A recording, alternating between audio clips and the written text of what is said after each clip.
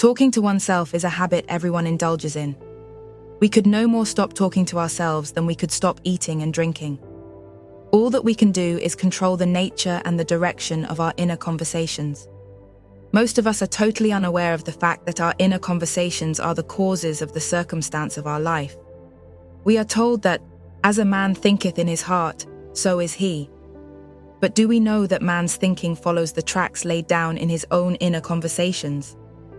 To turn the tracks to which he is tied in the direction in which he wants to go, he must put off his former conversation, which is called in the Bible the old man, and be renewed in the spirit of his mind. Speech is the image of mind. Therefore, to change his mind, he must first change his speech. By speech is meant those mental conversations we carry on with ourselves. The world is a magic circle of infinite possible mental transformations. For there are an infinite number of possible mental conversations. When man discovers the creative power of inner talking, he will realize his function and his mission in life. Then he can act to a purpose. Without such knowledge, he acts unconsciously. Everything is a manifestation of the mental conversations which go on in us without our being aware of them. But as civilized beings, we must become aware of them and act with a purpose. A man's mental conversations attracts his life. As long as there is no change in his inner talking, the personal history of the man remains the same.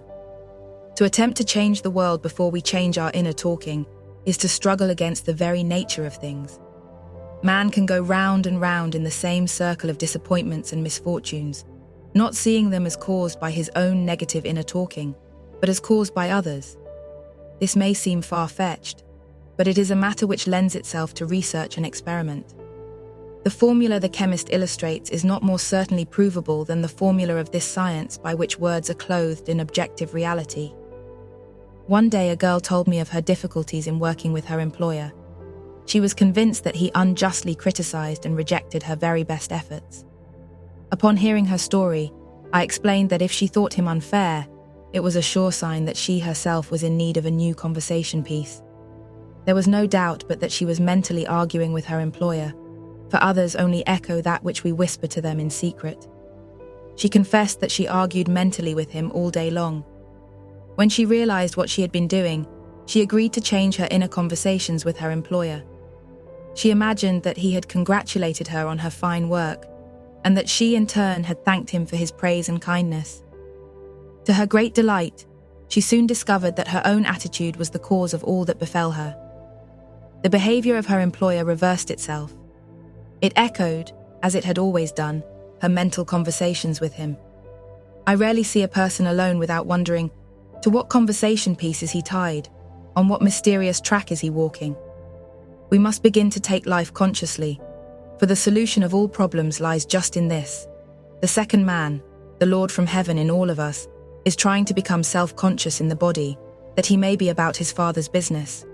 What are his labors?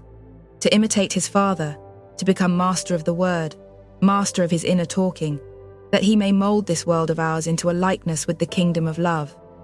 The prophet said, "Be ye imitators of God as dear children."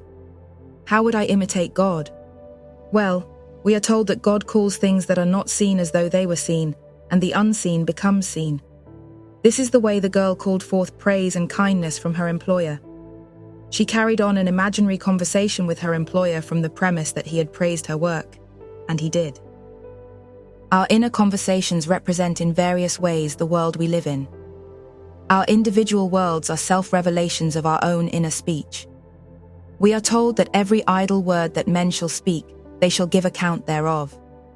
For by their words they shall be justified, and by their words they shall be condemned. We abandon ourselves to negative inner talking, yet expect to retain command of life. Our present mental conversations do not recede into the past as man believes. They advance into the future to confront us as wasted or invested words. "My word," said the prophet, "shall not return unto me void, but it shall accomplish that which I please, and it shall prosper in all the things whereto I sent it." How would I send my word to help a friend? I would imagine that I am hearing his voice, that he is physically present, that my hand is on him. I would then congratulate him on his good fortune, tell him that I have never seen him look better. I would listen as though I heard him. I would imagine that he is telling me he has never felt better. He has never been happier. And I would know that in this loving, knowing communion with another, a communion populous with loving thoughts and feelings, that my word was sent, and it shall not return unto me void, but it shall prosper in the thing whereto I sent it. Now is the accepted time. Now is the day of salvation. It is only what is done now that counts, even though its effects may not be visible until tomorrow. We call, not out loud, but by an inner effort of intense attention. To listen attentively, as though you heard, is to create. The events and relationships of life are your word made visible. Most of us rob others of their willingness and their ability to be kind and generous by our fixed attitudes towards them. Our attitudes unfold within us in the form of mental conversations. Inner talking from premises of fulfilled desire is the way to consciously create circumstances. Our inner conversations are perpetually outpictured all around us in happenings. Therefore, what we desire to see and hear without, we must see and hear within, for the whole manifested world goes to show us what use we have made of the word. If you practice this art of controlled inner speaking, you too will know what a thrill it is to be able to say, "And now I have told you before it come to pass, that when it is come to pass, ye might believe." You will be able to consciously use your imagination to transform and channel the immense creative energies of your inner speech from the mental, emotional level to the physical level. And I do not know what limits, if any, there are to such a process. What is your aim? Does your inner talking match it? It must, if you would realize your aim. For as the prophet asked, can two walk together except they be agreed?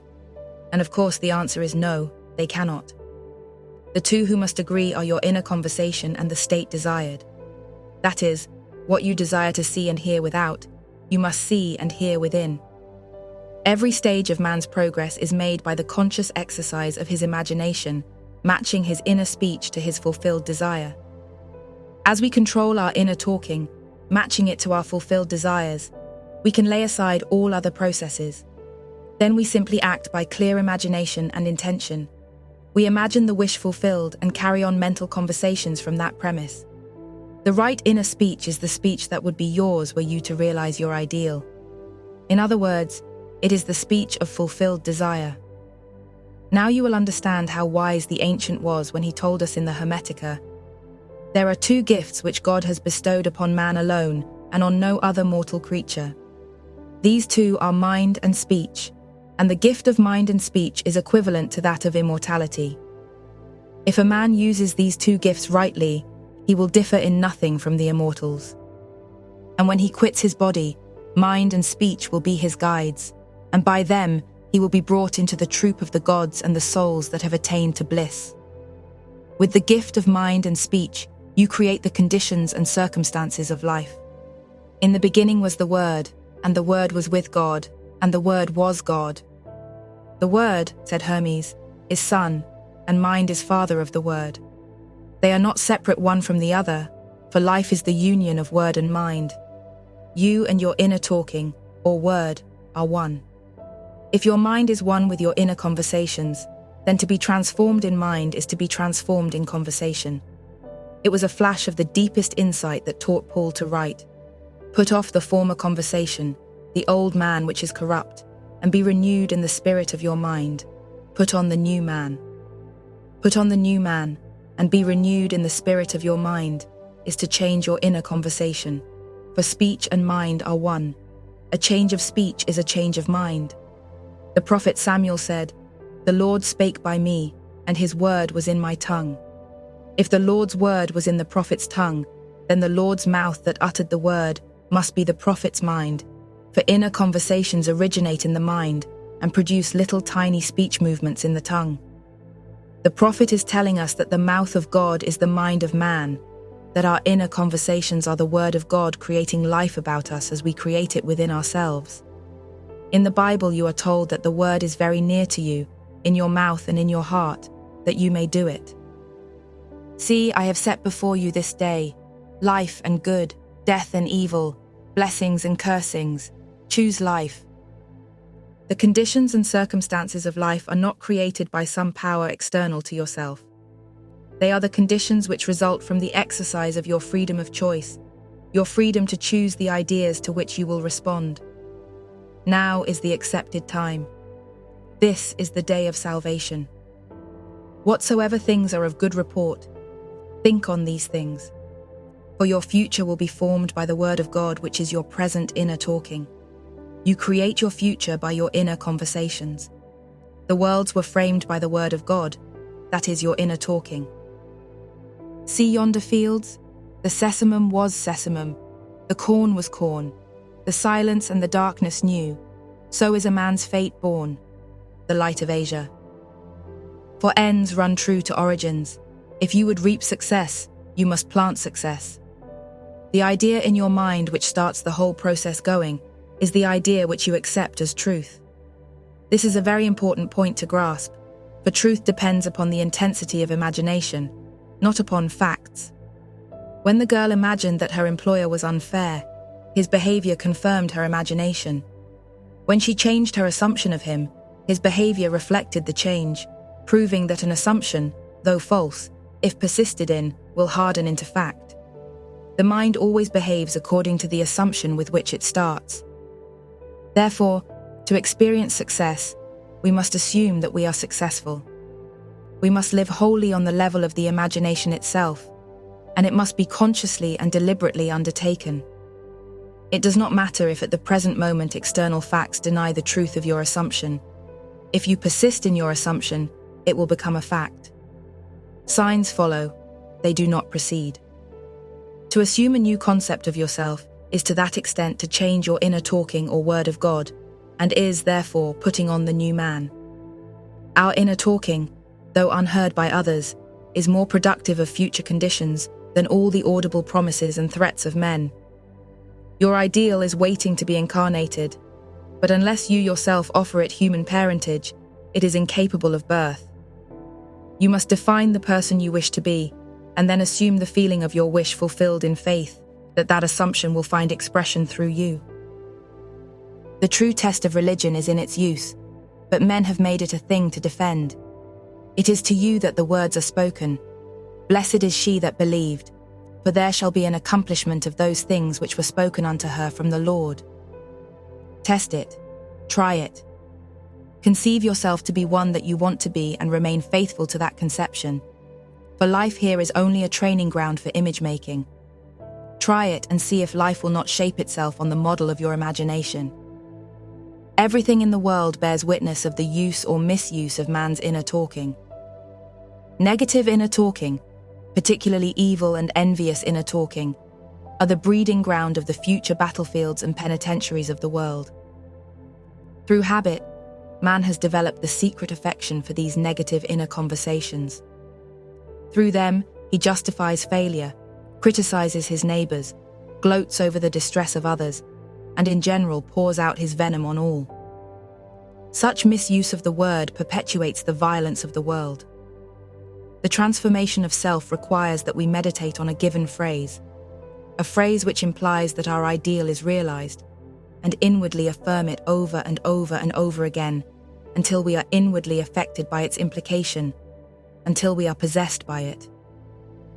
Hold fast to your noble inner convictions or conversations. Nothing can take them from you but yourself. Nothing can stop them from becoming objective facts. All things are generated out of your imagination by the word of God, which is your own inner conversation. And every imagination reaps its own words which it has inwardly spoken. The great secret of success is a controlled inner conversation from premises of fulfilled desire. The only price you pay for success is the giving up of your former conversation which belongs to the old man, the unsuccessful man. The time is ripe for many of us to take conscious charge in creating heaven on earth. To consciously and voluntarily use our imagination, to inwardly hear and only say that which is in harmony with our ideal, is actively bringing heaven to earth. Every time we exercise our imagination lovingly on behalf of another, we are literally mediating God to that one. Always use your imagination masterfully, as a participant, not an onlooker. In using your imagination to transform energy from the mental, emotional level to physical level, extend your senses. Look and imagine that you are seeing what you want to see, that you are hearing what you want to hear, and touching what you want to touch. Become intensely aware of doing so. Give your imaginary state all the tones and feeling of reality. Keep on doing so until you arouse within yourself the mood of accomplishment and the feeling of relief.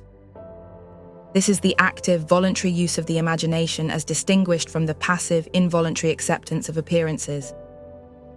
It is by this active, voluntary use of the imagination that the second man, the Lord from heaven, is awakened in man.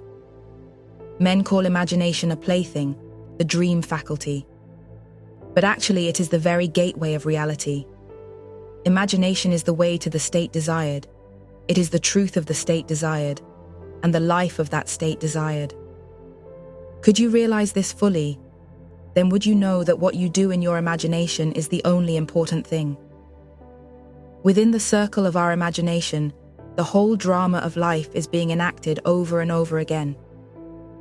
Through the bold and active use of the imagination, we can stretch out our hand and touch a friend 10,000 miles away and bring health and wealth to the parched lips of his being. It is the way to everything in the world. How else could we function beyond our fleshly limitations? But imagination demands of us a fuller living of our dreams in the present. Through the portals of the present, the whole of time must pass. Imagine elsewhere as here, and then as now. Try it and see. You can always tell if you have succeeded in making the future dream a present fact by observing your inner talking. If you are inwardly saying what you would audibly say were you physically present and physically moving about in that place, then you have succeeded. And you could prophesy it from these inner conversations and from the moods which they awaken within you, what your future will be. For one power alone makes a prophet, imagination, the divine vision. All that we meet is our word made visible. And what we do not now comprehend is related by affinity to the unrecognized forces of our own inner conversations and the moods which they arouse within us. If we do not like what is happening to us, it is a sure sign that we are in need of a change of mental diet. For man, we are told, lives not by bread alone, but by every word that proceeds from the mouth of God. And having discovered the mouth of God to be the mind of man, a mind which lives on words or inner talking, we should feed into our minds only loving, noble thoughts. For with words or inner talking we build our world. Let love's lordly hand raise your hunger and thirst to all that is noble and of good report, and let your mind starve ere you raise your hand to a cup love did not fill, or a bowl love did not bless. That you may never again have to say, "What have I said? What have I done?" O all-powerful human word.